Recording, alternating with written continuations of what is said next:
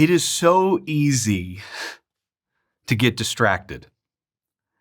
I mean, distractions, they don't just gravitate towards us. It's like we crave them. I mean, it is so easy to get distracted, and not just a little distracted, like for long periods of time. It's like you flip on your phone and open one app, and next thing you know, hours fly by. Or you turn on Netflix and just start just one episode, and next thing you know, hours fly by. We crave distraction. And it's so easy with everything that is around us to become distracted. We crave distraction if we're standing in a grocery line. We'll grab our phone just to help it go by in a way in which doesn't seem, laborious, doesn't seem overwhelming. Or if we're, sitting in a plane, we crave distractions. Or if we're driving, we shouldn't, but we crave distractions. Or let's even be honest, sometimes even when we're sitting in the pews, we crave distraction. And I think there's a lot of reasons in every setting of why distractions not only come easily to us, but why we crave it. Chief among them, though, is this. In this world that we live in, sometimes what we see and what we engage and what we encounter is so overwhelming that we want just something to help us go numb, just something to help us go blind, because what we see in the world around us and what we see in the mirror can be so daunting that all we want to do is to be distracted. Listen, it is easy to get distracted because we crave it. And we are now about ready to dive into Daniel chapters 7 through 12. And here's what I want to say at the very beginning. Oh my goodness, will it be tempting to get distracted? Because Daniel chapters 7 through 12 is filled with all kinds of images that are unfamiliar, not just to us, but to the book of Daniel. I mean, the first 6 chapters of the book of Daniel has been going pretty good. I mean, we had some weird visions with Nebuchadnezzar and some strange dreams, but come on, Shadrach, Meshach, and Abednego in the fiery furnace, Daniel in the lion's den. Like, we not only know these stories, but these stories connect with us. They ignite in us.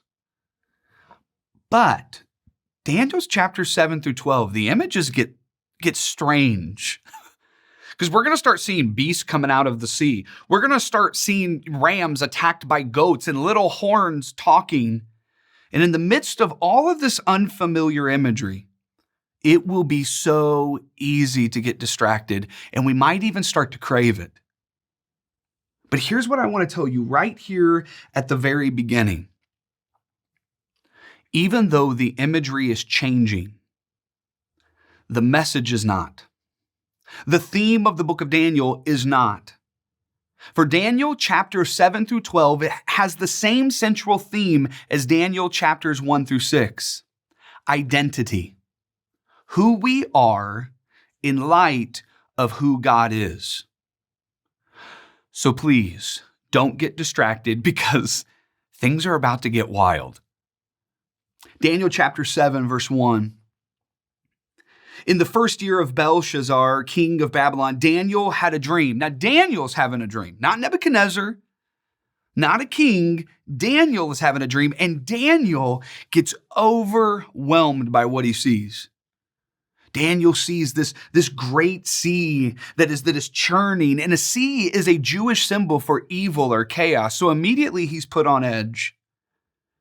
And all of a sudden, from this sea emerges 4 beasts. 4 beasts that all have a little bit of a different something. The first beast looks like a lion. And this beast will be standing for the kingdom of Babylon. The second beast looks like a bear, and the bear's kind of lopsided and it has ribs in its mouth. And this bear will symbolize the Medo-Persian Empire. The Medo-Persian Empire. Then we have the third beast. The third beast will look like a leopard. It will be emphasizing its quickness, the rapidity of this beast. And this beast stands for the Greek Empire. And then we see the fourth beast. This beast is not compared to anything in creation. This beast is so terrifying, is so frightening, there is no comparison. This beast stands for the Empire of Rome. Now, here's the thing that's interesting. We've actually seen all four of these kingdoms appear before, but it was in chapter 2 of the book of Daniel. And it was in a very different context because these four kingdoms were not represented as beasts in Daniel 2. They were represented as precious metals. Remember, Nebuchadnezzar has this dream that not only will he not share the dream to his wise men, but he wants them to interpret it without him telling them anything about it. And he becomes enraged whenever they decide to sidestep it. And eventually Daniel steps in and says, I believe my God will reveal to me not just the dream, but the interpretation. He prays along with his friends. And God reveals this statue made of precious metals. And the head of gold stood for Babylon. And the silver, the chest and the arms of silver was the Medo-Persian Empire. And then you had the belly and the thighs of bronze, that was the Greek Empire. And then you had the legs and the feet mixed with iron and clay, that was the Roman Empire. So the natural question is, why is it that Daniel talks about the same four kingdoms, but in Daniel 2, they're precious metals? But in Daniel 7, they're now four beasts. You see, Daniel chapter 2 was revealing how these four empires, these four kingdoms, are viewed by humanity. For when we look at them, we see precious metals.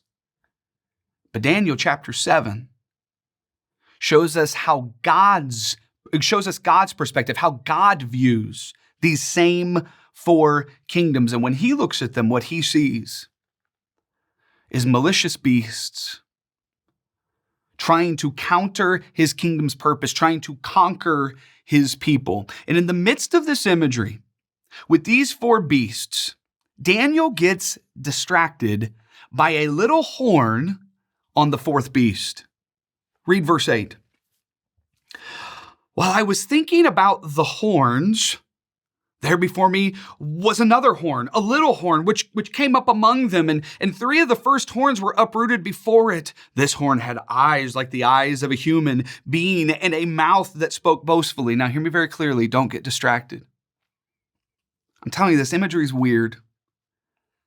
And even as we have the four beasts unfold and they're terrifying, now Daniel is distracted by a little horn. But I promise whenever I say, this is about the identity of God and how that shapes our identity. And what I love so much about our God is that even when we become distracted, he works hard to redirect our attention. Look what God does in verse 9. Daniel gets distracted by this little horn, and in verse 9, all of a sudden, Daniel says, as I looked, thrones were set in place. And the Ancient of Days took his seat, and his clothing was as white as snow, and the hair of his head was white like wool. His throne was flaming with fire, and its wheels were all ablaze. And a river of fire was flowing, coming out from before him, and thousands upon thousands attended him, and 10,000 times 10,000 stood before him, and the court was seated, and the books were opened. What an image. What an amazing moment where Daniel is brought into the very presence of God, where Daniel is taken to the throne room of God and seen a worship service that many of us would kill to see. And how does Daniel respond? By getting distracted. In verse 11 and following, all of a sudden, listen how verse 11 starts. Then I continued to watch because the boastful words the horn was speaking. Wait, what? You're brought into the throne room of God and you're still talking about the horn? You're still focused on the little horn that's boasting and saying all kinds of arrogant things? Daniel, Why are you getting distracted? Let's cut him a little slack. Because let's be honest, it's easy to get distracted. We crave it. And I would love to say that the presence of God cures that. But the reality is we can be in the very presence of God and still not see him. Be so overwhelmed with the moment that we long to merely find something else that can make us feel comfortable, that seems familiar, that distracts us and numbs us just for a little bit. And yet I love the fact that we have a God that whenever we become distracted, he works hard to redirect our attention. Verses 13 and 14. In my vision at night I looked, and there before me was one like a son of man. Whenever we hear the phrase son of man, we Christians typically think Jesus, and I don't think that's inappropriate. Because even though we're in the book of Daniel, what you're about to see is an image in advance of Jesus' ascension, him coming on the clouds from earth to heaven. In my vision at night I looked, and there before me was one like a son of man, coming with the clouds of heaven. And he approached the Ancient of Days and was led into his presence, and he was given authority, glory, and sovereign power. All nations and peoples of every language worshiped him. His dominion is an everlasting dominion that will not pass away, and his kingdom is one that will never be destroyed. A cure for the distraction was this incredible revelation of who God is. He is the victorious one. He is the sovereign one. He is the one that establishes a kingdom that will not pass away. And how does Daniel respond? Distracted. Verse 15. I, Daniel, was troubled in spirit, and the visions that passed through my mind disturbed me. They disturbed you? You just saw Jesus before Jesus lived on the earth. You were just in the presence of a worship ceremony for the Ancient of Days, and you're disturbed? You see, one of the things that Daniel is looking at and seeing is that right now he's living under this first beast, this head of gold, this lion-like beast. But what he sees in that initial vision is that might be where he is now, but it's only going to get worse. And he's overwhelmed. Even in the presence of God, his current situation of the stuff he's going through overwhelms him to the point where he does not see God clearly. Listen, it is easy to get distracted. It is easy to get distracted because we crave distraction. But we serve a God that works incredibly hard to redirect our vision. Verse 18, this messenger is sent to Daniel, and in verse 18 he says, but look at the holy people of the Most High. They will receive the kingdom, and they will possess it forever. Yes, forever and ever. And Daniel responds with more distraction. Verse 21, as I watched, this horn was waging war against the holy people and defeating them. Daniel says, I'm focused on the horn because I'm watching the horn destroy God's people. And the angel says, I understand that can be distracting. But verse 27, let me focus you on what the main point is. Verse 27, then the sovereignty, power, and greatness of all the kingdoms under heaven will be handed over to the holy people of the Most High. His kingdom will be an everlasting kingdom, and all rulers will worship and obey him. In the midst of our distractions, God works hard to redirect our attention to the truth of who he is, which ultimately reveals who we are. But we will always have the opportunity to respond to his revelation through his visions, to his scripture, with more distraction.